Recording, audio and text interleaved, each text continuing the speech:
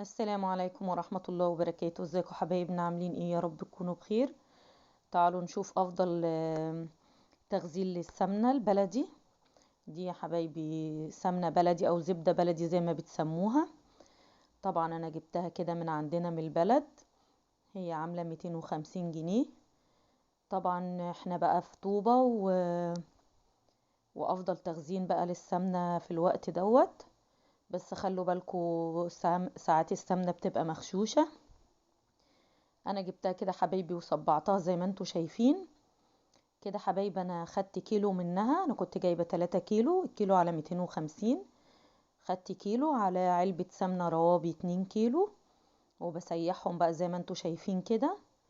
طبعا بقى بستخدمها في الاكل، بستخدمها في اي حاجة بعملها. والباقي بقى يا حبايبي بحط عليه حبة ملح على السمنة، واصبحها بقى صوابع صغيرة زي ما انتوا شفتوها كده في اول الفيديو. وبعد كده بحطها في الفريزر، لو قعدت معاكي من السنة للسنة ما بيجرالهاش اي حاجة.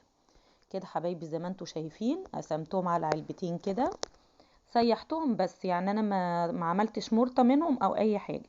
خدت كيلو بس على علبة سمنة روابي وسيحتهم. هعمل منهم الاكل، وبرضه هوريكم تخزين الكرنب.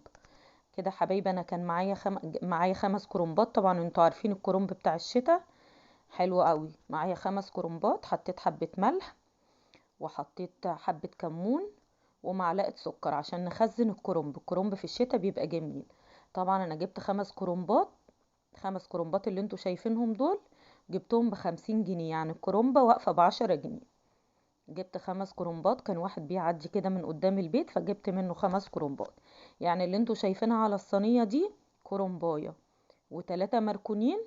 كده حبايبي انا خلصت اهوت، وحطيته فين؟ حطيته في المصفى يتصفى وينزل ميته. وبعد كده هنشيله في الفريزر.